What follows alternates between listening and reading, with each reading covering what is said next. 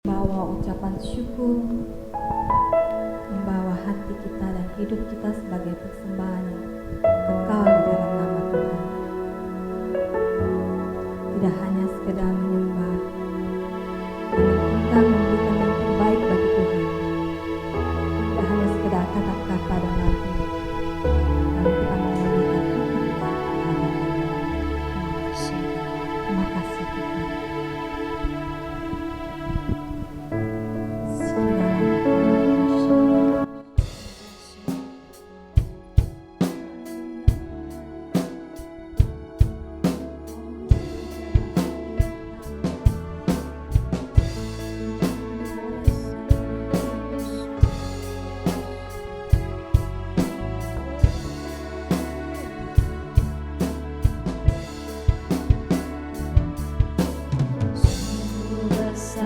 Setiamu nyata di sepanjang hidupku, darahmu telah layakkan kehidupanku.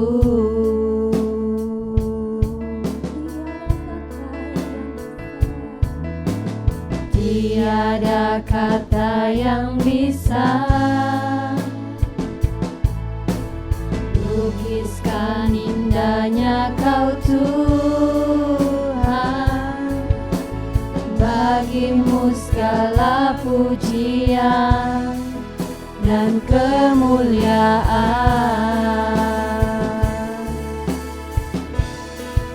Ku tinggikan Engkau Tuhan, melebihi segalanya, lebih dalam ku menyembah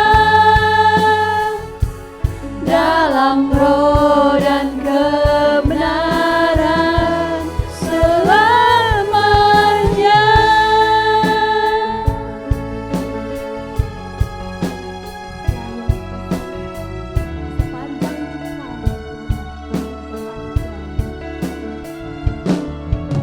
Sungguh besar setiamu, nyata di sepanjang hidupku. Darahmu telah layakkan kehidupanku.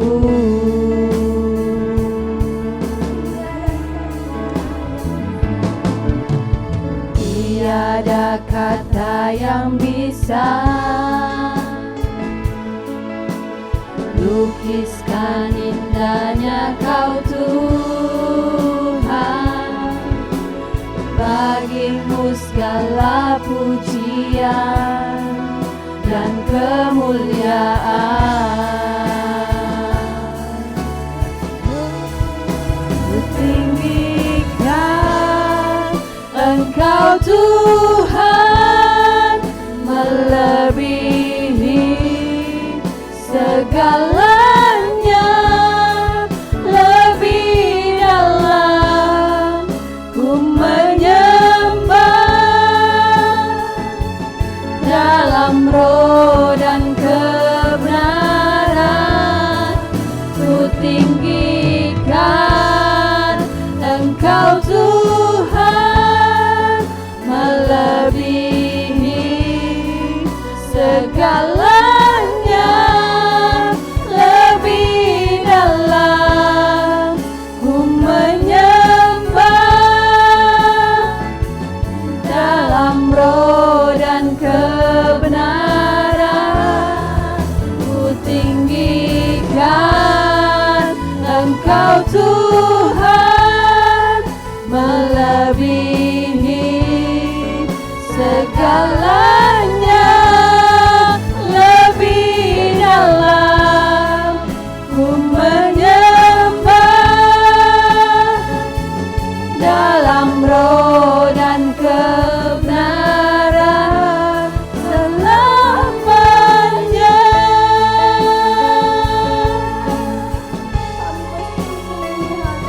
Terima kasih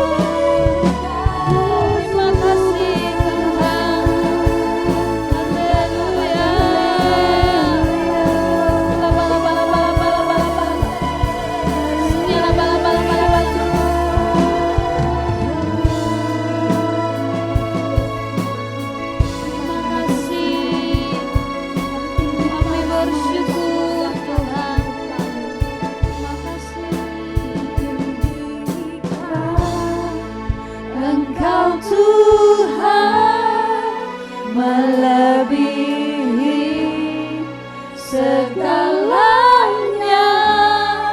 lebih dalam ku menyembah dalam roh dan kebenaran. Ku tinggikan Engkau Tuhan, melebihi segalanya, lebih dalam ku menyembah dalam roh dan kebenaran.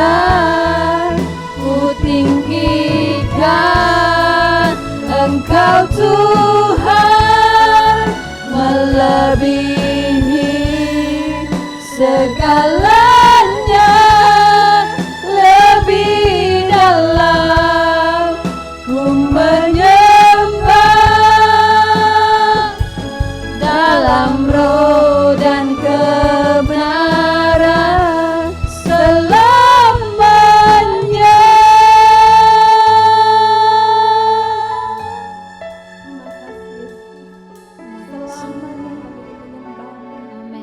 Selamanya kasih setiamu melingkupi kami Tuhan. Ya Kami Yesus, bersyukur punya Allah seperti Engkau Tuhan, terima kasih yang Tuhan. selalu mengasihi kami. Meski kami Tuhan kadang lupa, meski kami Tuhan kadang tidak setia, Ya, namun Engkau Yesus. Allah yang selalu setia dan Amen. tidak pernah melupakan kami, yang Amen. sekali-kali tidak membiarkan kami. Terima kasih Tuhan. Ini setiap kami Yesus, ini hati kami, ini hidup kami. Kami bawa menjadi persembahan bagimu.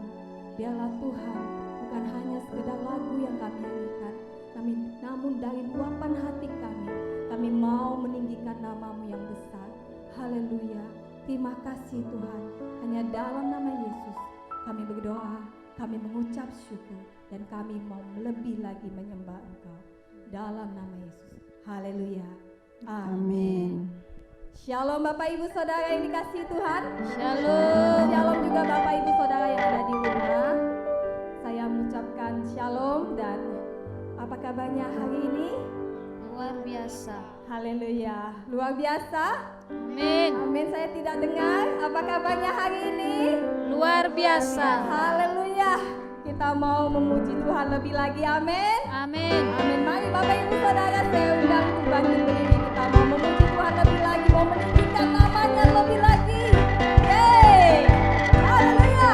Allah sumber buat bagi hidup kita. Semuanya bertepuk tangan.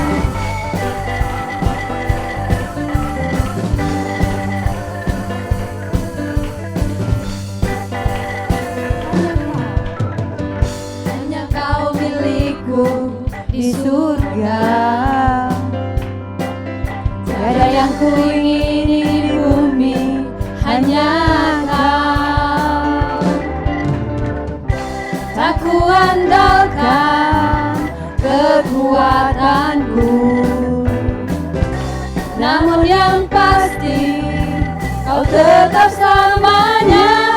Allah sumber kuatku, Allah sumber kuatku, Allah sumber kuatku dan bagianku selamanya.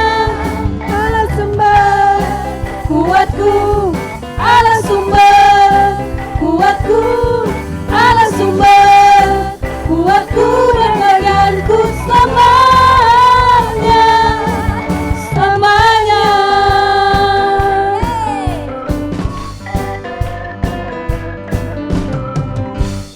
Kau milikku di surga. Tiada yang ku ingini di bumi, hanya Kau. Tak ku andalkan kekuatanku, namun yang pasti Kau tetap selamanya. Allah sumber kuatku, Allah sumber kuatku, Allah sumber kuatku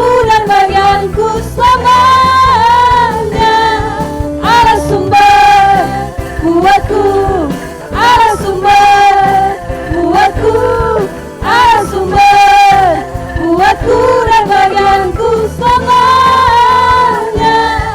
Allah sumber kuatku, Allah sumber kuatku, Allah sumber kuatku dan bagianku selamanya. Allah sumber kuatku, Allah sumber kuatku, Allah sumber kuatku dan bagianku selamanya. Allah sumber kuatku, Allah sumber kuatku, Allah sumber kuatku dan bagianku selamanya. Selamanya, selamanya, selamanya.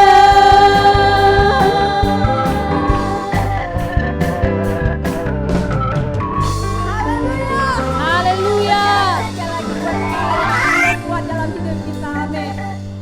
Oleh karena kasih karunia dan anugerahnya, kita menjadi orang-orang yang menang, amin. Bahkan lebih dari pemenang. Oleh karena itu kita mau menyerukan bahwa kita adalah lebih dari pemenang. Haleluya. Sekali lagi kita mau menyerukan dengan sorak pemenang.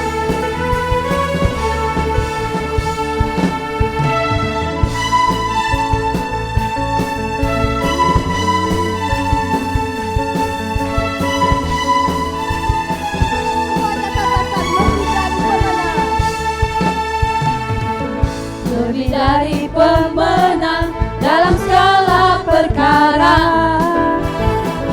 Iblis telah dikalahkan oleh kuasa darahnya. Jika Allah di pihak kita, siapa dapat melawan? Kita lebih dari pemenang. Lebih dari pemenang dalam segala perkara. Iblis telah dikalahkan oleh kuasa darahnya. Jika Allah di pihak kita, siapa dapat melawan? Kita lebih dari pemenang. Haleluya. Kibarkanlah panjinya, Yesus Raja segala raja. Haleluya. Bangkitlah gerenjanya, kita lebih dari pemenang.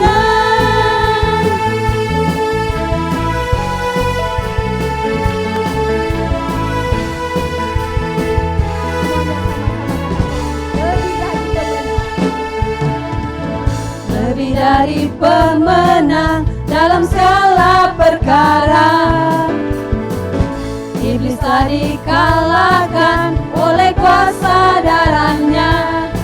Jika Allah di pihak kita, siapa dapat melawan? Kita lebih dari pemenang. Haleluya. Kibarkanlah panjinya, Yesus Raja segala raja. Haleluya.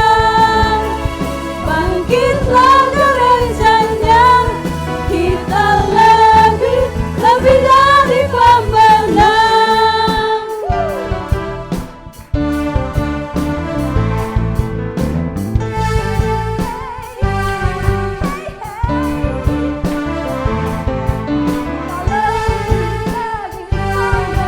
Kita lebih dari pemenang. Kita lebih dari pemenang. Kita lebih dari pemenang. Kita lebih dari pemenang. Jika Allah di pihak kita, siapa dapat melawan? Kita lebih dari pemenang.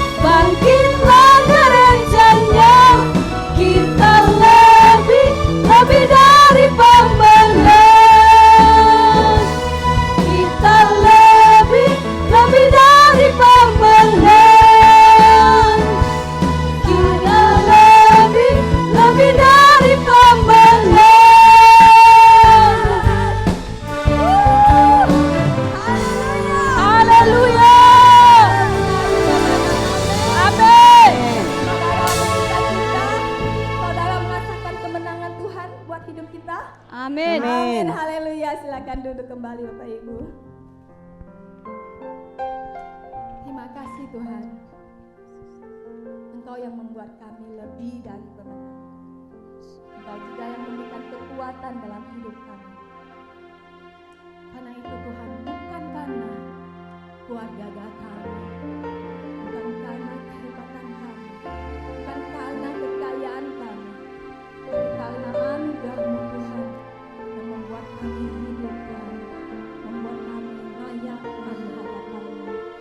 Kami bersyukur Tuhan oleh karena Roh-Mu yang ada dalam hidup kami. Terima kasih Tuhan Yesus. Terima kasih Tuhan.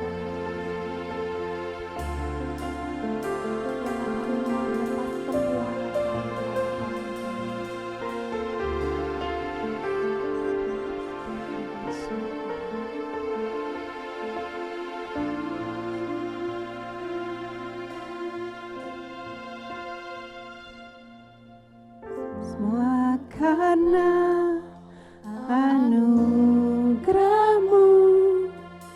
hari ini ada. Bukan karena kuatku, namun karena Roh-Mu. Ku bawa hatiku, penyembahanku, ku semakin berkurang, Yesus makin bertambah.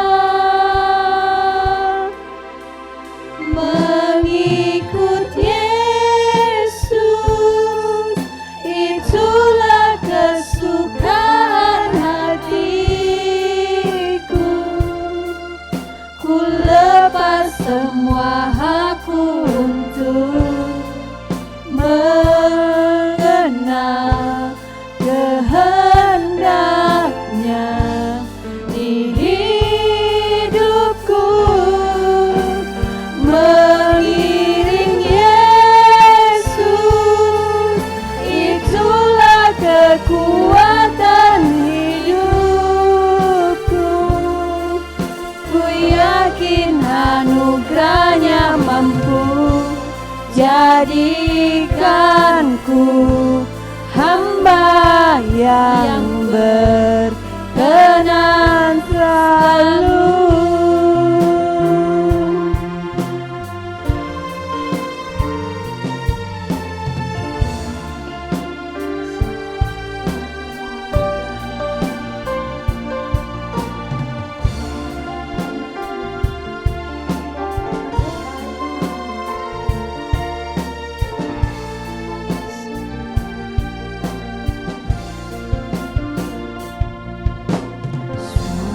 Karena anugerah-Mu hari ini ada. Bukan karena kuatku, namun karena Roh-Mu. Ku bawa hatiku, penyembahanku, ku semakin berkurang, Yesus makin bertambah. Mengikut Yesus, itulah kesukaan hatiku. Ku lepas semua hakku untuk mengenal kehendaknya di hidupku.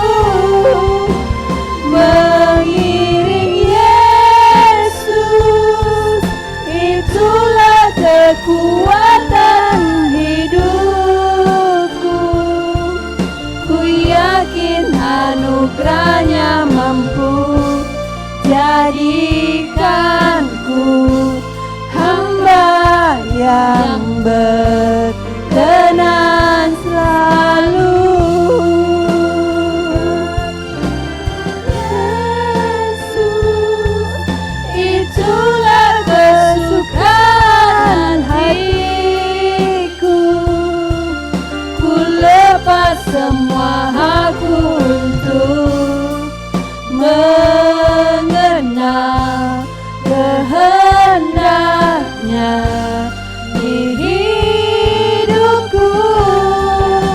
Mengiring Yesus, itulah kekuatan hidupku. Ku yakin anugerahnya mampu jadikanku hamba yang berkenan selalu.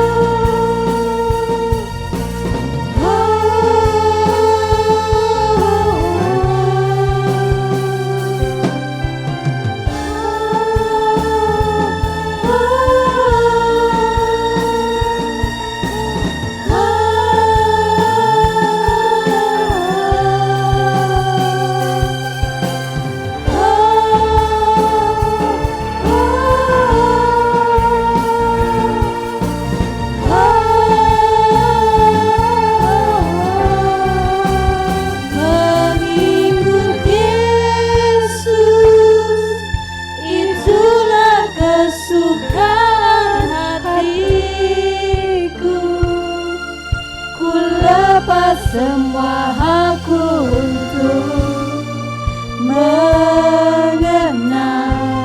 kehendaknya di hidupku. Mengiring Yesus, itulah kekuatan hidupku. Ku yakin anugerahnya mampu jadikanku hamba yang berkenan selalu.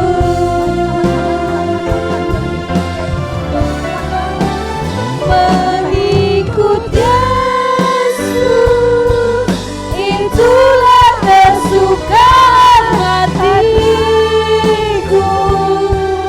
Ku lepas semua hakku untuk mengenal kehendaknya di hidupku.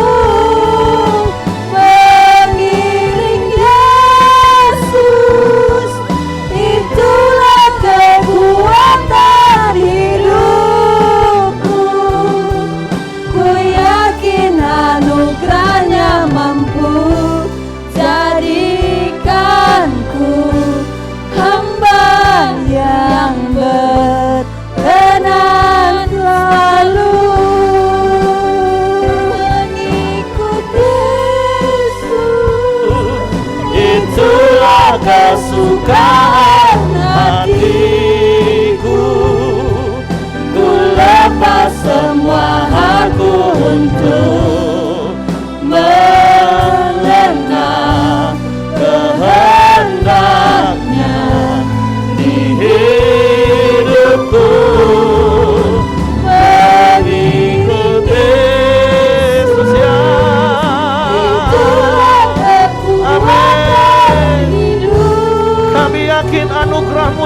dari cukup bagi kami Tuhan. Anugerahnya mampu Amin. jadikanku hamba yang berkenan selalu. Mari dengan senang hati mari katakan kepada Tuhan pagi hari ini, ya, kami mau mengikut Engkau. Sebab itulah kesukaan bagi kami Tuhan. Haleluya. Kami mau melepaskan semua hal kami untuk kami lebih mengenal lebih dalam lagi Tuhan. Kehendaknya di hidupku Mengikut Yesus, itulah kekuatan hidupku. Ku yakin anugerahnya mampu jadikanku hamba yang berkenan selalu. Ku yakin anugerahnya mampu jadikanku hamba yang berkenan selalu.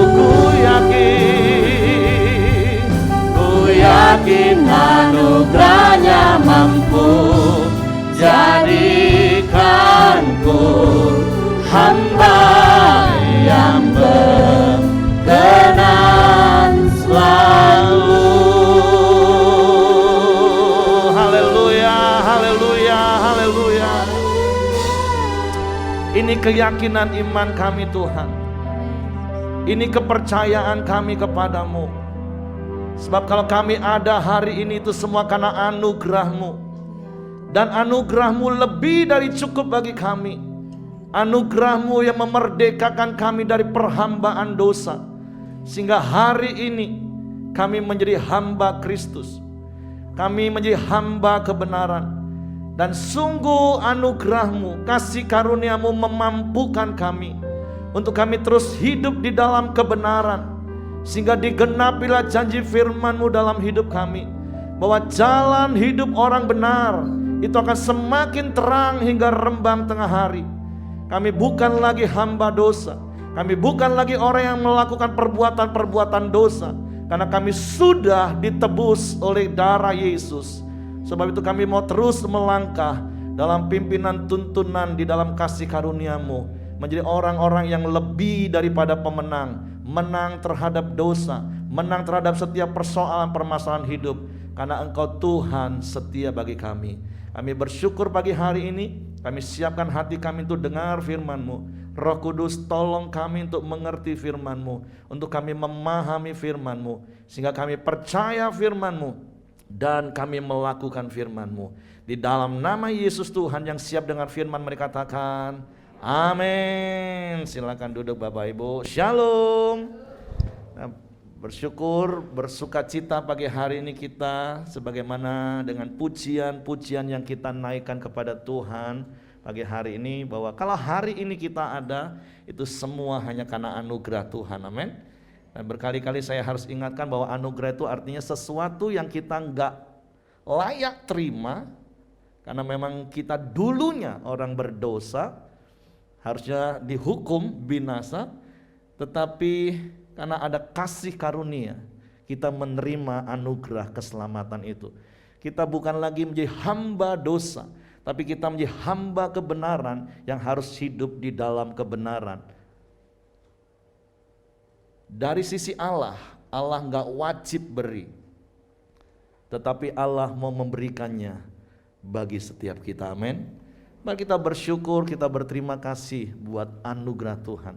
Dan sebagaimana pujian tadi yang terakhir katakan, kita yakin bahwa di dalam anugerah Tuhan memampukan kita untuk kita terus berjalan di dalam kemenangan. Amin.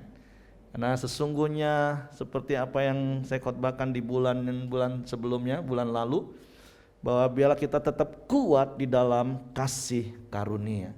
Setiap pagi kita pikul salib dan menyangkal diri. Artinya apa? Setiap hari kita ingat betapa karya Yesus di kayu salib itu sudah menebus hidup kita. Dan berbicara tentang karya penebusan, kita menjadi orang benar, itu status Bapak Ibu. Status itu nggak akan pernah berubah. Bukan nanti kalau kita terkadang daging ini kan masih mau menyeret kita terus jatuh dalam dosa. Nggak usah tertuduh Bapak Ibu, cepat sadar, bertobat, sadar, datang pada kasih karunia Tuhan. Tapi saya percaya setiap hari kalau kita mengerti dan memahami betul betapa kasih karunia, itu akan memampukan kita untuk berkata tidak terhadap dosa. Yang percaya katakan amin. Karena harus kita taruh terus dalam hati kita, enggak. Aku bukan lagi hamba dosa, tapi aku hamba kebenaran. Karena aku sudah ditebus. Sama-sama katakan, aku sudah ditebus. Dari perhambaan dosa. Sekarang dan selamanya aku hamba kebenaran. Amin. Dan kita akan menerima kemuliaan yang datangnya daripada Tuhan. Hari ini kita mau belajar sama-sama bicara tentang kemuliaan dalam kasih karunia. Karena kalau kita baca dulu di dalam Roma pasalnya yang ke-5, hari-hari ini kita sedang belajar dari surat Rasul Paulus kepada jemaat di Roma. Nah memang kalau dibaca sepintas-pintas lalu rasanya wah ini berat nih bacaannya. Tapi sebenarnya sampai hari ini di pasal yang ke-7 poinnya cuma satu sih sebenarnya Bapak Ibu. Bahwa semua itu hanya karena kasih karunia. Yang saya katakan di bulan lalu ketika saya mencari kata kasih karunia di Kamus Besar Bahasa Indonesia itu nggak ketemu Bapak Ibu. Kenapa? Karena memang kasih karunia itu hanya kita kenal di dalam Yesus Tuhan, amin. Dunia nggak mengenal kasih karunia. Bagi dunia kalau engkau mau masuk surga, kau harus beramal, kau harus berbuat baik, kau harus melakukan banyak hal. Tapi realita fakta di lapangan mengatakan tidak ada satupun manusia yang sanggup memenuhi hukum Taurat. Tidak ada satupun manusia yang sanggup melakukan aturan-aturan yang ditetapkan oleh manusia. Karena berkali-kali saya katakan kekristenan bukan hanya sekedar agama, bahkan memang bukan agama, walaupun di Indonesia diakui sebagai salah satu agama. Karena kekristenan yang saya percaya adalah Allah datang ke dalam dunia untuk mencari umat manusia yang berdosa. Tapi agama dibuat oleh manusia untuk mencari Allah. Bagaimana caranya kalau mencari Allah? Harus A, muncullah agama A. Harus B, muncullah agama B. Harus lakukan C, sehingga muncullah agama C. Tapi sekali lagi di dalam Yesus kita bersyukur, kita menerima anugerah Tuhan, amin. Di dalam Roma pasal yang ke-5 ayat 1 mulai saya baca, kita akan baca pelan-pelan, kita lihat kata demi kata, kalimat demi kalimat. Sebab itu. Nah sekali lagi kata sebab itu, berarti itu menjelaskan apa yang ada sebelumnya. Yaitu di pasal 4, di situ diceritakan bagaimana Abraham yang kita percaya dan firman Tuhan katakan sebagai bapa segala orang beriman. Di situ dikatakan bahwa Abraham dibenarkan karena iman, bukan karena perbuatannya. Ketika Allah berfirman kepadanya dan Abraham mentaati, Abraham percaya kepada apa yang Tuhan firmankan. Dan kapan? Di pasal sebelumnya dikatakan itu sebelum Abraham disunat. Jadi bukan karena Abraham melakukan sesuatu maka Abraham dibenarkan, bukan. Sama seperti Daud di pasal yang 4 juga katakan, berbahagialah orang yang diampuni pelanggarannya, orang yang dihapuskan kesalahannya oleh hanya karena percaya. Makanya ayat ini katakan sebab itu kita yang dibenarkan karena iman, kita hidup dalam damai sejahtera dengan Allah oleh karena Tuhan kita Yesus Kristus. Jadi kita juga yang ada hari ini, bahkan setiap orang yang percaya mengaku di mulut, percaya di hati bahwa Yesus adalah Tuhan dan juru selamat satu-satunya yang sudah mati di kayu salib, mencurahkan darahnya, menghapus dosa kita, menebus hidup kita. Semua hanya karena kasih karunia dan kita terima dengan iman, percaya. Kita bukan iman Thomas yang melihat dulu baru percaya. Tapi seperti Ibrani 11 ayat 1 katakan iman itu adalah dasar dari segala sesuatu yang kita harapkan dan bukti dari apa yang belum kita lihat. Itulah yang namanya iman. Yang bulan lalu saya jelaskan dengan bukan di sini, maaf, di SPK biasanya saya gambar. Bahwa seperti seandainya ada bangunan tinggi 5-7 lantai, kita sedang ada di lantai 4 mungkin, dan tiba-tiba lantai 3 terbakar dan api semakin membesar ke atas, kita naik ke lantai paling atas. Dan untuk selamat, apa yang harus kita lakukan? Lompat. Itu tindakan iman, tapi bukan asal lompat Bapak Ibu. Harus lompat di jaring atau di balon besar atau kasur besar yang pemadam kebakaran sediakan, supaya begitu kita lompat, kita mendarat di media yang empuk dan kita selamat. Itulah kasih karunia. Tapi kalau kita nggak lompat, walaupun ada jaring itu, ya kita tetap akan mati. Tapi kalau kita lompat tapi nggak ada jaring, juga mati juga. Nah makanya oleh kasih karunia yang Allah sediakan, Allah berikan, kita terima dengan iman. Tapi sekali lagi berbicara tentang ayat ini, Tuhan mau kita waktu terima Yesus sebagai satu-satunya Tuhan dan Juru Selamat, bukan semata-mata kita terima anugerah hidup kekal, dan itu untuk nanti, yang seperti bahasa umum, kalau percaya Yesus maka nanti waktu mati kita akan masuk surga. Bukan hanya sebatas untuk nanti Bapak Ibu. Karena Tuhan mau selama kita masih hidup di dalam dunia ini juga, ayat ini dengan jelas katakan kita yang dibenarkan karena iman, kita hidup dalam damai sejahtera. Ngomong kanan kiri, hari-hari ini kamu ngalami damai sejahtera enggak?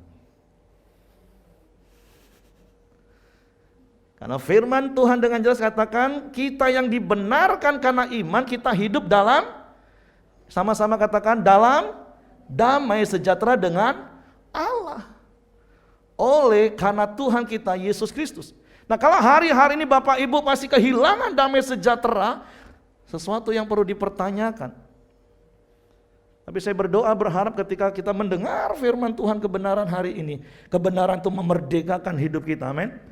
Dan kita hidup benar-benar di dalam damai sejahtera. Karena di dalam Yohanes Yesus juga pernah katakan, damai sejahteraku ku tinggalkan bagimu, damai sejahteraku ku berikan kepadamu, dan apa yang ku berikan tidak seperti yang dunia berikan. Yang percaya katakan amin.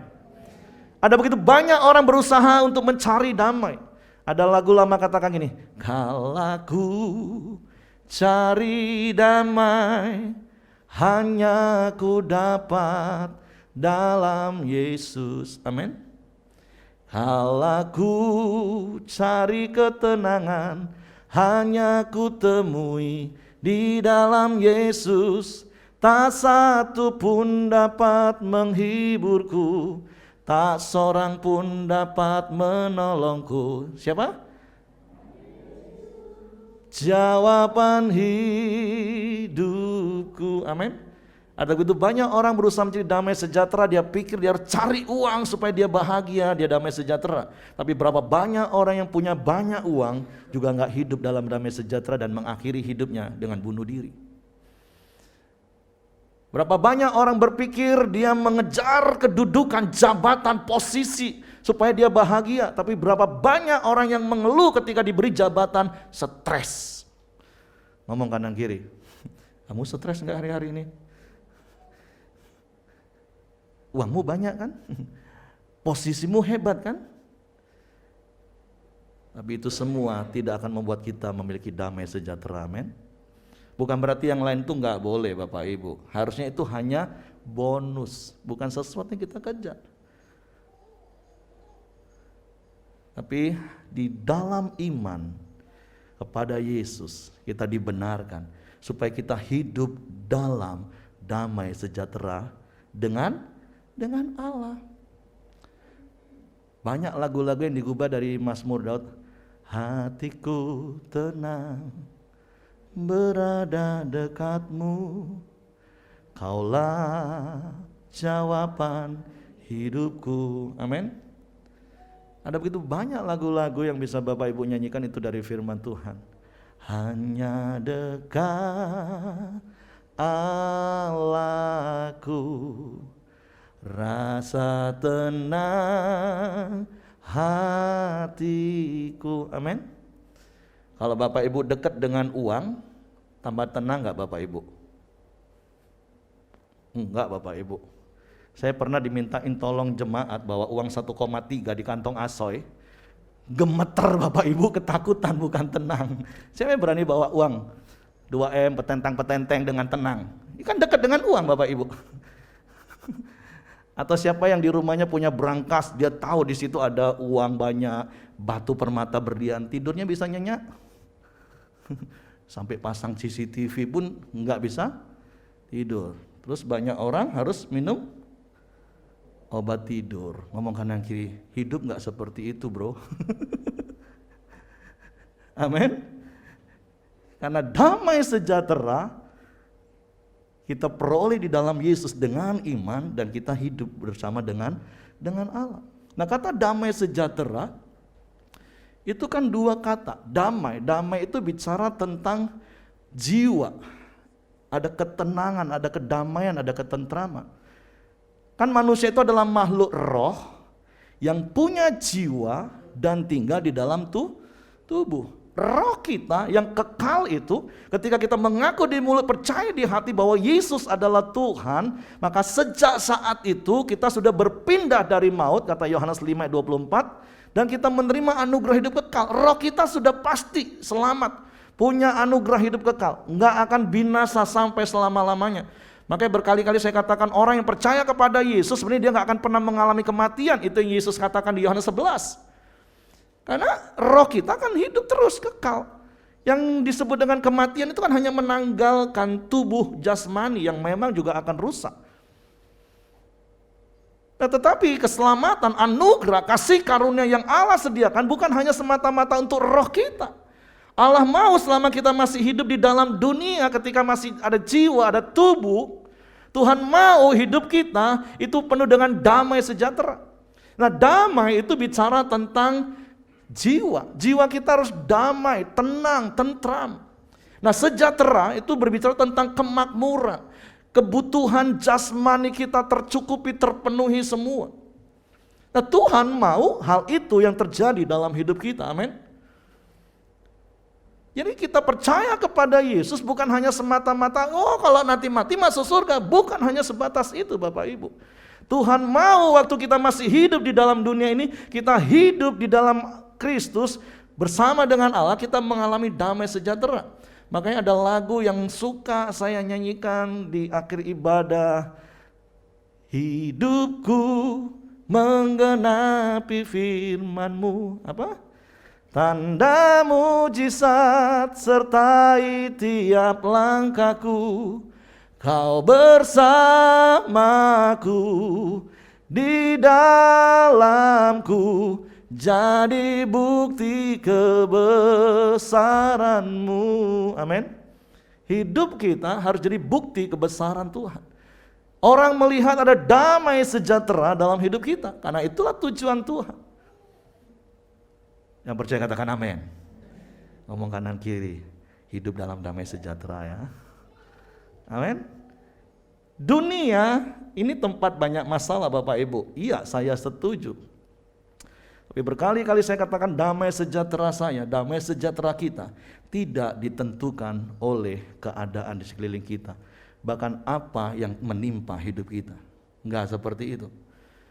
Damai sejahtera kita itu ditentukan karena ada Yesus yang hidup bersama dengan kita. Nah, ayat berikutnya katakan ini, ayat yang kedua. Oleh Dia kita juga beroleh jalan masuk oleh iman kepada kasih karunia. Sekali balik-balik kitab Roma akan bicara banyak tentang kasih karunia, dan itu hanya dengan iman, percaya. Sehingga banyak orang, cuman percaya saja Pak? Iya, hanya percaya. Karena tidak ada sedikit pun andil perbuatan yang harus kita kerjakan selain kita mempercayai Tuhan dengan kasih karunia-Nya. Nah, tetapi di dalam kasih karunia kita harus kuat seperti ayat tema kita, hai anakku, jadilah kuat oleh kasih karunia dalam Kristus. Karena ayat ini katakan di dalam kasih karunia ini kita apa? Kita berdiri dan kita bermegah dalam pengharapan akan menerima kemuliaan Allah. Di dalam kasih karunia ini kita berdiri dengan teguh di atas iman. Untuk apa? untuk menerima kemuliaan. Kita bermegah, hidup bersukacita dalam kemuliaan Tuhan. Tadi pujian tadi katakan apa? Lebih dari pemenang dalam segala perkara. Amin. Iblislah dikalahkan oleh kuasa darahnya. Bila Allah di pihak kita, siapa dapat melawan? Jawab Bapak Ibu. Kita lebih dari pemenang. Amin. Hidup kita harus mengalami kemuliaan Tuhan, mengalami kemenangan demi kemenangan. Setiap hari kita bisa bersuka cita karena kita hidup di dalam damai sejahtera. Yang percaya katakan amin. Tapi ayat yang ketiga katakan gini, dan bukan hanya itu saja, kita malah bermegah juga dalam kesengsaraan kita. Itu yang saya katakan tadi. Saya setuju dan saya sepakat dengan Bapak Ibu bahwa dunia ini adalah tempat di mana banyak yang namanya persoalan. Saya setuju dengan Bapak Ibu sekalian bahwa dunia ini adalah tempat di mana ada begitu banyak permasalahan, sehingga Ayub pasal 7 ayat 1 katakan kita ini harus bergumul. Tetapi hari ini dengar baik-baik, engkau gak lagi bergumul dengan kekuatanmu sendiri. Engkau bergumul di dalam kasih karunia yang ada menyertai hidup kita. Amin. Sehingga kita tetap berdiri teguh dan kita bisa bermegah. Bahkan ketika kita mengalami persoalan hidup. Karena berkali-kali juga saya katakan, enggak seperti puluhan tahun yang lalu kalau kita dengar khotbah kan gini, jangan berpikir kalau kita percaya Yesus maka hidup kita seperti jalan tol yang mulus, yang lancar. Karena saya katakan bulan lalu jalan tol aja sekarang macet. Jangan berpikir bahwa hidup ini enggak akan menemukan namanya masalah Bapak Ibu. Karena dunia ini tempatnya masalah. Makanya ngomong kanan kiri, makanya jangan cari masalah. Masalah itu bisa datang kok, nggak usah dicari. Jadi nggak perlu cari-cari masalah Bapak Ibu, amin. Nggak dicari pun dia datang. Jadi ngomong kanan kiri, jangan cari-cari masalah ya. Apalagi dengan saya, jangan cari masalah dengan saya. Nggak seperti itu maksudnya. Karena masalah itu bisa saja timbul dengan berbagai macam alasannya. Tetapi sekali lagi firman Tuhan katakan bukan saja kita bermegah untuk menerima kemuliaan Tuhan, tapi di dalam penderitaan, dalam kesengsaraan, di dalam persoalan hidup kita mau tetap bermegah. Kenapa? Karena ayat ini katakan, karena kita tahu bahwa kesengsaraan itu menimbulkan apa? Ketekunan. Orang-orang yang berhasil itu karena dia tekun. Orang yang tekun itu biasanya karena mengalami tempaan. Banyaknya persoalan. Beda dengan generasi-generasi zaman sekarang yang mungkin hidup sudah dalam serba kecukupan, bahkan kemewahan. Wah.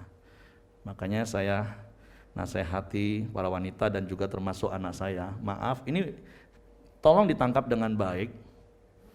Ini bukan soal kaya nggak kayanya sebenarnya. Saya ngomong daripada kamu nikah dengan orang kaya, lebih baik kamu nikah dengan calon orang kaya.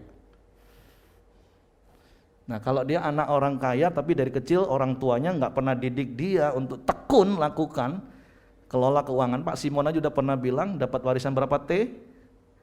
2,1 ya, lenyap sekejap. Saya kenal satu keluarga, saya pernah tinggal bersama mereka. Hartanya banyak melimpah, begitu warisan dibagi, habis sekarang Bapak Ibu. Saya kenal. Jadi bukan berarti maaf, bukan orang kayanya salah, enggak Bapak Ibu. Ini bicara soal ketekunan, kan saya sedang bicara soal ketekunan. Kalau anak-anak lahir dalam keluarga yang kaya, tapi saya tahu betul ada begitu banyak jemaat, sampai hari ini aja tekun. Berkali-kali saya pernah katakan Pak Simon, Ibu Simon sudah kaya, udah jauh banget daripada saya. Tapi jam 3 pagi masih bangun, masih tekun. Ini kaya juga kagak, malasnya minta ampun. Waduh. Mau hidup enak. Apa seperti yang pernah saya bilang, slogan anak muda, hidup foya-foya, mati masuk surga. Wah itu enggak benar, itu sesat Bapak Ibu. Anak muda zaman sekarang hidup mau foya-foya mati masuk surga. Aduh alangkah enaknya seandainya hidup seindah seperti itu kan. Tapi realita hidup seperti itu enggak Bapak Ibu? Enggak. Terkadang ada kesengsaraan, ada persoalan, ada permasalahan yang enggak usah dicari-cari kadang datang. Tapi di dalam kasih karunia, sekali lagi saya katakan, mari kita terus bertekun. Karena kita percaya ada Allah, Immanuel yang menyertai hidup kita. Yang katakan tadi kita nyanyikan, ku yakin anugerahmu mampu jadikanku hamba yang berkenan selalu. Amin. Tetap tekun hidup dalam kebenaran. Sekalipun mungkin dunia sedang tawarkan tawaran-tawaran yang sepertinya jalan instan, jalan mudah untuk engkau menyelesaikan masalahmu. Tapi ingat, engkau bukan lagi hamba dosa. Jangan lagi buat dosa. Jangan lagi lakukan perbuatan-perbuatan dosa. Sekalipun mungkin itu membuat sepertinya masalahmu cepat selesai. Lebih baik engkau tetap bertekun di dalam kesengsaraan itu. Karena apa? Ketekunan akan menimbulkan tahan uji. Orang yang ditempa. Kalau di dunia perwayangan di Jawa itu ada namanya Gatut Kaca Bapak Ibu.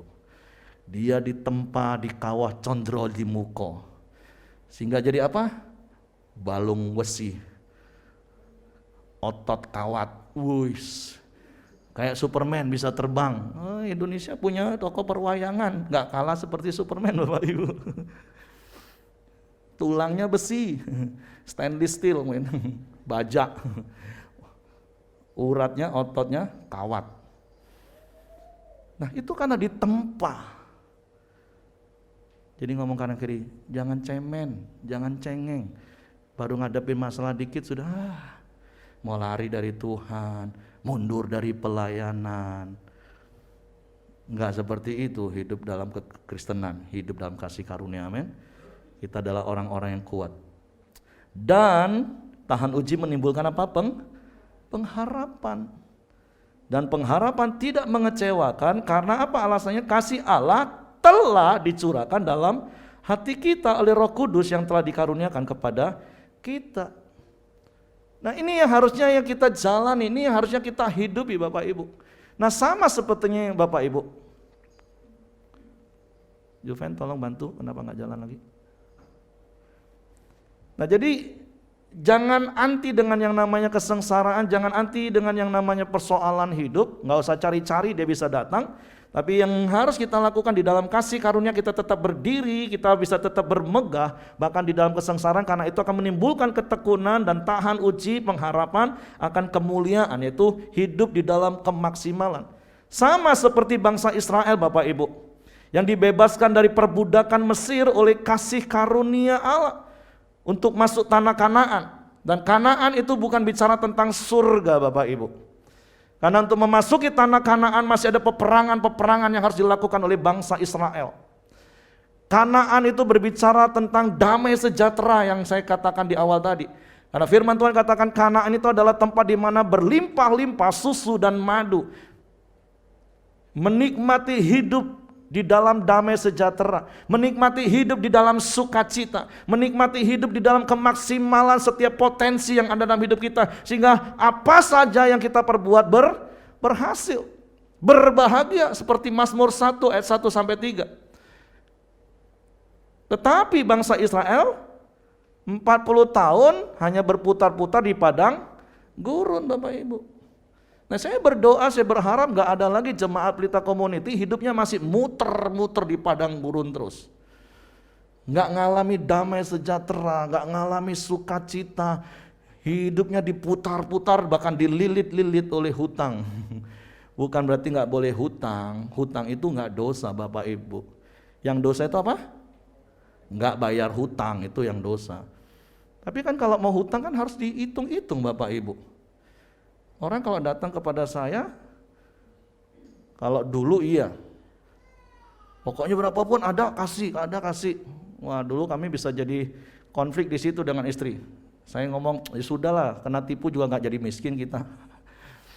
Tapi sekarang kan saya belajar, orang kalau mau datang pinjam, saya tanya dulu, mau pinjam berapa? Terus setiap bulan kamu mau cicil berapa? Kamu sanggupnya berapa? Oh pokoknya nanti dibayar Pak. Sorry, kalau udah pokoknya nggak usah. Itu nanti bisa berantem kita. Lu jangan dipikir pendeta nggak pernah dipinjemin loh Bapak Ibu. Tapi saya sekarang sudah lebih aman karena saya percaya setiap jemaat sudah diberkati Tuhan, amin. Beberapa hari yang lalu saya di WA, ini bukan jemaat, ini keluarga sih. Mau dak beli ini keramik, enggak kepakai. Alasannya untuk apa? Enggak ada ongkos mau pulang. Sudah istri saya ngomong, udah keramik dibeli juga untuk apa? Udah datang aja kasih ongkos, selesai. Karena orang kadang pinjam. Mau pinjam itu harus dihitung kekuatan bayar. Amin. Nah tapi saya berdoa, saya berharap gak ada lagi di sini yang mikirnya pinjam terus. Karena firman Tuhan katakan di Mazmur, Daud katakan, dahulu aku muda, sekarang aku tua. Tapi aku tidak pernah melihat anak cucu orang benar ditinggalkan Tuhan. Bahkan mereka akan memberikan pinjaman kepada orang. Amin. Itu hidup yang Tuhan mau. Nah tapi kenapa bangsa Israel mutar-mutar di padang gurun? Jawabannya cuma satu Bapak Ibu, karena mereka enggak tekun. Mereka lebih fokus pada kesengsaraan, mereka lebih fokus pada masalah yang dihadapi. Mereka enggak fokus melihat tanah Kanaan yang Tuhan sediakan. Mereka enggak fokus pada penyertaan tiang awan, tiang api, kuasa Tuhan yang dinyatakan. Mereka hanya fokus dengan masalah terus. Saya sudah pernah katakan Bapak Ibu kan, masalah kita boleh sebesar apapun, tapi kita punya Allah yang jauh lebih besar, amin. Tapi sebaliknya kalau kita tahu kita punya Allah yang sangat besar, tapi kalau kita hanya fokus dengan masalah taruh depan mata, kita nggak akan pernah melihat kebesaran Allah itu, amin. Kegagalan bangsa Israel karena mereka nggak tekun Bapak Ibu. Kalau kita baca di dalam 1 Korintus pasal 10 ayat 6 sampai 11, ini kalau pria yang ikut camp pria udah ngerti betul ini ayat-ayat ini. Ini paling tidak ada 5 bukti ketidaktekunan bangsa Israel. Dan itu yang membuat mereka kayaknya mutar-mutar di padang gurun 40 tahun. Padahal jarak Israel ke tanah Kanaan, anggaplah kalau zaman berapa ribu tahun yang lalu, itu mungkin bisa ditempuh beberapa bulan. Iya, it's okay. Kalau zaman sekarang naik pesawat juga paling cuma sejam 2 jam. Kalau naik bus itu sekitar 11 sampai 12 jam. Dari Israel ke tanah Kanaan. Dari Mesir ke tanah Kanaan. Yang sudah pernah ke Israel pasti ngerti hal ini. Enggak jauh. Tuhan juga enggak akan buat kita menderita kok. Dan saya percaya Tuhan enggak akan pernah buat kita menderita. Yang sering kali membuat kita menderita itu siapa? Ngomong kanan kiri, ya kamu sendiri. Tuhan jelas, dia selamatkan keluar dari Mesir untuk masuk tanah Kanaan yang berlimpah. Tapi muter-muter 40 tahun. Dalam 1 Korintus pasal 10 ayat 6 ayat 11, paling tidak ada 5 bukti ketidaktekunan bangsa Israel. Yang pertama Bapak Ibu secara cepat, perbuatan jahat. Di ayat itu katakan mereka menginginkan hal-hal yang jahat. Nah definisi perbuatan jahat itu seperti ini Bapak Ibu. Segala sesuatu yang kita lakukan untuk memuaskan diri sendiri, sekalipun harus mengorbankan orang lain. Itu kategori jahat loh Bapak Ibu.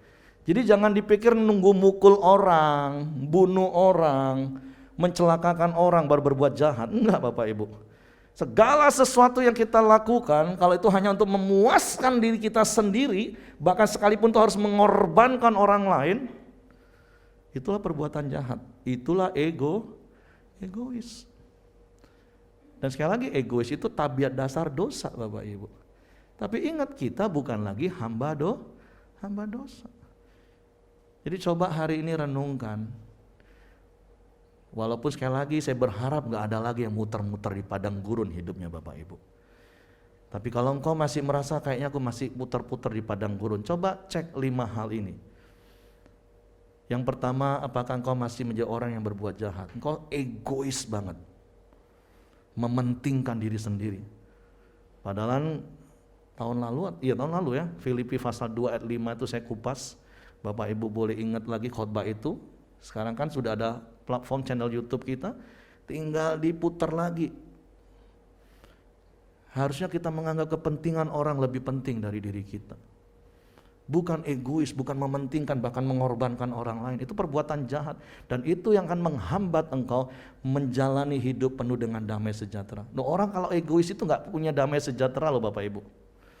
Orang punya lebih dikit dari dia bisa kehilangan damai sejahtera. Betul atau betul Bapak Ibu? Betul. Loh, harusnya orang senang punya ya kita ikut senang lah walaupun nggak bisa menikmati. Syukur-syukur diajak menikmati, kan puji Tuhan, haleluya. Saya bersyukur dalam hidup saya menikmati yang namanya karunia, menikmati. Mobil nggak punya tapi mobil jenis apapun saya pernah nikmati. Saya uang nggak punya banyak untuk menikmati makanan-makanan di restoran terkenal, tapi dari kaki 5 sampai bintang 5 saya juga bisa nikmati. Enak hidup dalam kasih karunia menikmati Bapak Ibu. Amin. Perbuatan jahat. Yang kedua secara cepat, penyembahan berhala. Kita tahu sama-sama ketika di tengah perjalanan Musa dipanggil Tuhan ke Gunung Sinai, baru juga ditinggalin Musa beberapa hari, sudah balik lagi. Suruh Harun buat patung lembu emas. Mereka menyembah. Poin penting saya katakan tadi, mereka justru lebih ingat kepada Mesir. Hidup lama tabiat dosanya. Padahal waktu di Mesir mereka teriak-teriak sama Tuhan, pengen dibebasin. Oleh kasih karunia dibebasin, udah dipimpin, dituntun, malah masih ingat Mesir terus, ngomong Mesir lebih enak. Aduh, itulah manusia memang kelewatan. Tapi saya berdoa dan saya percaya saya tidak sedang berdiri di depan jemaat yang kelewatan. Amin. Penyembahan berhala, apa itu penyembahan berhala? Yaitu suatu sistem yang kita buat dalam hidup yang menggeser posisi Allah sebagai yang utama dalam hidup. Jadi penyembahan berhala itu bukan hanya semata-mata perbuatan fisik kita sujud kepada seperti apa yang Tuhan bilang dari 10 perintah Tuhan, jangan engkau membuat bagimu patung dan engkau sujud menyembah kepadanya. Bukan hanya sebatas itu Bapak Ibu. Karena saya percaya Bapak Ibu bukan orang-orang yang menyembah patung hari-hari ini. Tapi penyembahan berhala itu adalah suatu sistem yang kita bangun dalam hidup kita dan itu menggeser posisi Allah. Dan itu bisa apa saja Bapak Ibu? Apa saja? Pelayanan bisa jadi berhala. Dan dulu bagi saya pelayanan itu berhala. Saya bisa abaikan anak saya bisa batalin tiba-tiba dengan suka-suka sehingga saya pernah katakan saya ini dicap papa pending Bapak Ibu. Karena selalu tunda janji dengan anak demi pelayanannya nggak salah. Ini yang salah kan sikap hati saya. Jangankan anak, Tuhan pun bisa bergeser. Saya lebih suka akhirnya sibuk dengan pelayanan, urusan dengan Tuhan, hubungan pribadi, nanti dulu. Hobi, pekerjaan, maaf bahkan anak.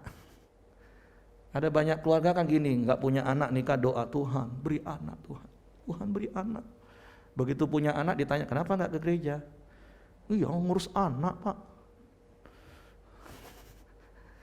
Aduh, anak itu kasih karunia, tapi jangan sampai anak membuat kita akhirnya terhambat berhubungan dengan Tuhan yang memberikan anak itu. Toh kita juga nggak akan terganggu kok kalau ada bayi-bayi yang nangis di sini Bapak Ibu. Setuju nggak Bapak Ibu? Kalau ada terganggu baca lagi waktu Yesus. Jangan-jangan kita masih levelnya level murid, marah sama anak-anak. Apalagi sekarang gereja kita sudah punya kelas, kan terpisah, jauh lebih aman. Jangan jadi alasan anak untuk kita nggak datang beribadah pada Tuhan. Amin. Apalagi Bapak Ibu boleh cek apa yang selama ini menggeser posisi Allah dalam hidupmu. Uangkah, pekerjaankah? Kalau uang nggak usah diomong lah, memang firman Tuhan katakan uang itu satu-satunya saingan Tuhan. Mamon kan? Kita nggak bisa memiliki dua Tuhan kata Yesus. Enggak kepada mamon dan kemudian kepada Allah, enggak itu. Tapi sekali lagi saya berdoa, saya percaya setiap kita adalah hamba kebenaran, amin. Nah, jadi secara cepat yang ketiga itu percabulan. Nah, ini areanya pria lah secara khusus. Kalau wanita saya belum teliti. Kalau di camp pria ya ini yang dikupas. Dan nanti Bapak Ibu boleh baca. Orang kalau udah sampai kecanduan, percabulan, pornografi, pornea, itu rusaknya bukan cuma fisik Bapak Ibu. Tapi sampai psikisnya juga rusak Bapak Ibu. Lah bagaimana hidupnya bisa maksimal kalau fisik dan psikisnya rusak karena kecanduan? Nggak usah dibahas lah karena ini bukan camp pria kok. Kalau ini camp pria kita buka habis ini. Nah, tapi sekali lagi di dalam kasih karunia. Apalagi zaman sekarang, aduh gampang banget. Betul nggak Bapak-bapak? Ngomong-ngomong, iya gampang banget. Tapi percayalah ada kasih karunia yang membuat kita berdiri. Lo jangan dipikir Bapak Ibu cuman para pria yang duduk di situ yang digoda lah. Saya juga digoda loh Bapak Ibu. Saya juga pria normal Bapak Ibu. Tapi kembali setiap hari sangkal diri. Ingat kasih karunia Tuhan. Amin. 1, 2, 3. Loh kok lemes? Yes. Oh yang lain belum ikut camp. Cepet-cepet buat camp kalau gitu kok. Atau sudah lupa. Oke, secara cepat. Yang keempat, mencobai Tuhan. Nah, mencobai Tuhan itu artinya gini, menuntut Tuhan melakukan sesuatu yang tidak sesuai dengan kodratnya. Allah itu kudus. Allah itu hidup dalam kebenaran. Contoh, usaha dengan cara nipu, tapi doanya tiap pagi minta diberkati Tuhan. Itu mencobai Tuhan namanya Bapak Ibu. Terus apalagi? Pelit, malas, main judi, tapi minta diberkati. Nah, itu mencobai Tuhan. Hemat saya setuju, hemat itu pangkal kaya katanya. Tapi Amsal katakan kan ditulis agak halus. Orang yang menebar harta akan semakin bertambah. Tapi orang yang menghemat secara luar biasa akan miskin. Itu karena pelit. Kalau hematnya saya setuju, tapi kalau hemat itu Alkitab kan cuma memperhalus bahasanya Bapak Ibu. Terus apa? Makan sembarangan tapi minta sehat. Itu namanya mencobai Tuhan Bapak Ibu. Woi Pak, berdoa Pak, makanya Pak. Doanya sungguh-sungguh lagi Pak. Kalau perlu pakai penyembahan, biar nggak kolesterol naik, biar nggak darah tinggi naik. Itu namanya mencobai Tuhan Bapak Ibu. Berapa hari yang lalu saya ajak istri saya untuk cek, karena belum pernah cek darah kan selama ini. Pikir udah hampir 50 tahun ya cobalah cek darah. Ya puji Tuhan semua bagus, kolesterolnya lewat 5, LDL-nya lewat 6. Saya konsultasi sama Pak Rami, oh itu belum signifikan, kan itu baru di ambang batas. Bapak tinggal pola makan lagi. Saya bayangin kalau seandainya 5-7 tahun yang lalu saya cek, mungkin jangan-jangan kolesterol saya bisa 300 lebih. Dengan postur tubuh yang gemuk, lemak perut 14 kilo waktu ditimbang. Jangan-jangan SGPT, SGOT saya juga babak belur. Karena saking gemuknya perut saya waktu itu. Yang Bapak Ibu yang kenal saya udah lama pasti akan ingat bagaimana saya sampai saya dipanggil Gope, Gomu pendek. Ya bayangin lah, nggak tinggi amat kayak begini, terus 72, 73, aduh apa nggak kayak dakocan. Tapi bersyukur hari ini dengan usaha, jaga kesehatan, berdoa, atur pola makan, olahraga, ya hasilnya sehat, amin. Ngomong kanan kiri, sehat, umur panjang. Secara cepat, bersungut-sungut. Dosa pemberontakan. Jadi jangan anggap enteng bersungut-sungut, karena bersungut-sungut itu dosa pemberontakan, tidak mengakui kedaulatan Tuhan dalam hidup. Contoh sederhana, panas bersungut-sungut, seakan-akan Tuhan gak becus, ngapain sih Tuhan terbitkan matahari, ntar kalau matahari ditutup gimana? Dingin, jadi beku bumi ini. Bersungut-sungut lagi kok hujan terus, jemuran gak kering. Apalagi, apa yang sering membuat kita bersungut-sungut tanpa sadar? Tapi ingat, persungutan itu adalah dosa pemberontakan. Jadi jangan macam-macam dengan dosa persungutan. Jangan dianggap, Pak, mosok cuman gitu aja Pak. Loh, urusannya dengan Tuhan masalahnya Bapak Ibu. Nah makanya kalau engkau gak mau mengalami penderitaan, kesengsaraan, dan engkau tertindas dengan penderitaan itu, ya hiduplah di dalam kasih karunia, hiduplah dalam kebenaran. Secara cepat saja Bapak Ibu ya. Makanya Matius 11 ayat 28 sampai 30 saya pernah khotbah ayat ini. Kalau hari ini engkau sedang mengalami letih lesu dan berbeban berat, Yesus katakan marilah datang kepadaku. Ada kasih karunia yang berlimpah. Tapi cara yang Yesus berikan apa? Pikulah kuk yang kupasang. Dan saya sudah khotbahkan ayat ini.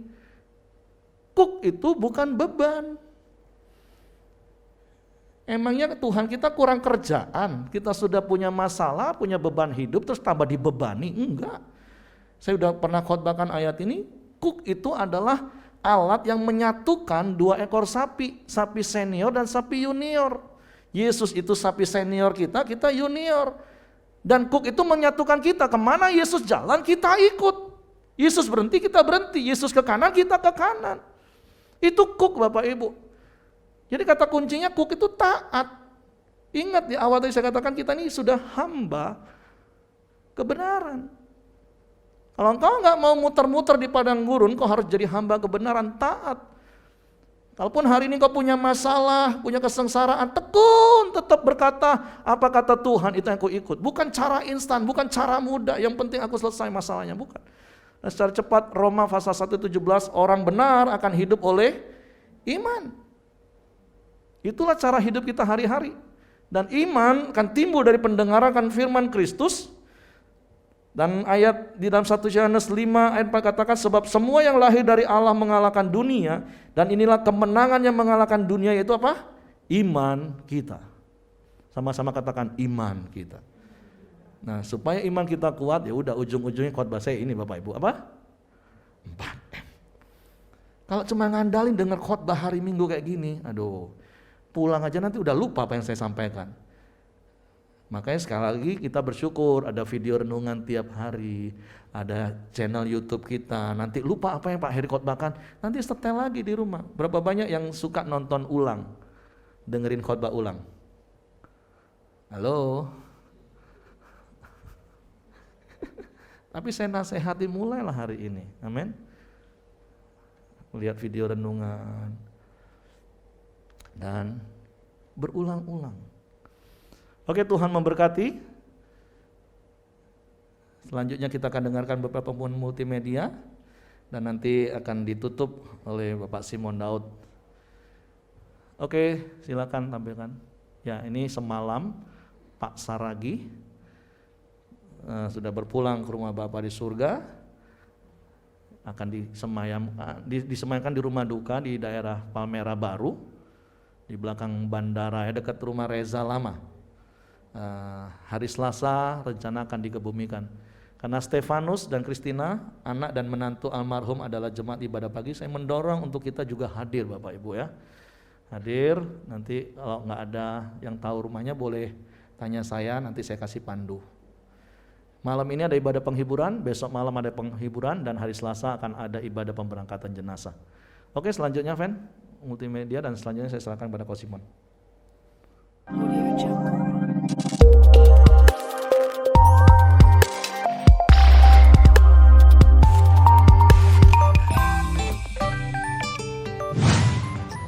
Diinformasikan bagi setiap jemaat pelita yang akhir-akhir ini tidak menerima info pelita dan renungan harian, atau bagi jemaat baru, mohon agar menyimpan nomor WA Center Pelita dan memberikan konfirmasi nama dan ibadah raya, agar bisa mendapat info tentang Pelita Community.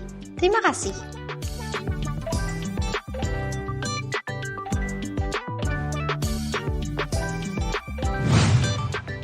Akan diadakan rapat pembina SPK pada tanggal 13 Juni 2022 jam 19.30 di ruangan Anggrek. Terima kasih. Diinformasikan juga kepada Bapak Ibu Saudara bahwa per tanggal 19 Juni 2022 ibadah anak kelas besar akan dipindah ke PAUD ruang TKA. Terima kasih. Info Gereja Anak Kelas Besar. Per bulan Juli 2022, ibadah kelas besar akan dijalankan dengan pola pemuritan. Gereja Anak Kids kembali mengadakan program bazar. Periode pengumpulan STEM bulan Juli sampai September. Bazar tanggal 2 Oktober 2022. Cara mengikuti program Bazar Kids. Anak-anak akan mengumpulkan stempel reward selama 10 minggu. Lembar pengumpulan reward akan dibagikan kepada anak-anak. Anak-anak mengumpulkan stamp reward setiap minggunya. Poin stamp reward didapat dari kehadiran, ayat hafalan, dan renungan. Poin yang didapat ditukar dengan kupon. Kupon digunakan untuk bermain di area bazar. Anak yang bermain akan mendapatkan tiket yang bisa ditukar dengan hadiah. Yuk sama-sama kita dukung anak-anak kita untuk rajin beribadah.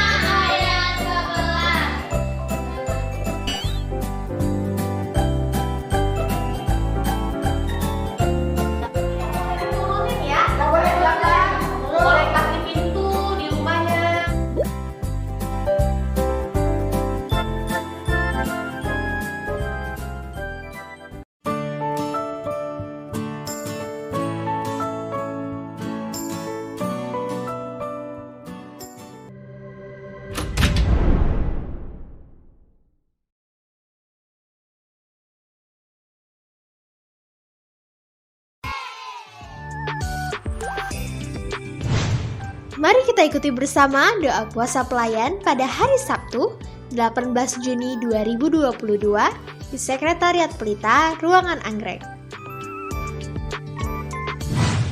Kami mengucapkan selamat ulang tahun bagi Bapak Ibu Saudara yang berulang tahun di sepanjang minggu ini.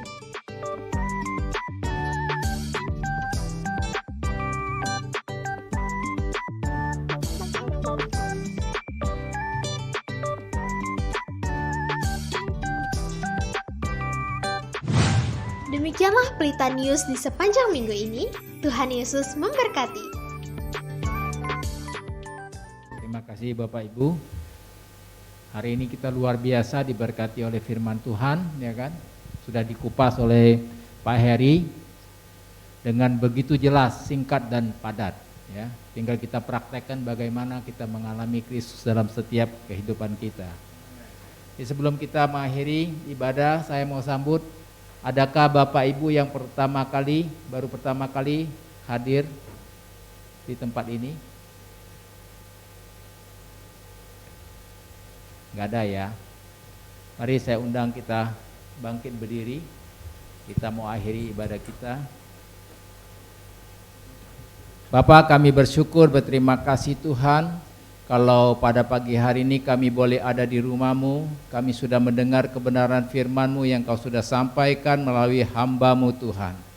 Kami begitu yakin dan kami begitu percaya bahwa kami tidak akan sia-sia dalam mengiringi Engkau. Biarlah setiap apapun yang kami hadapi, kami tahu Tuhan, Engkau mau mengajar kami untuk lebih dewasa bertindak dan menyikapi setiap apa yang kami hadapi. karena kami tahu Tuhan hari esok kami penuh dengan harapan bersama dengan Engkau.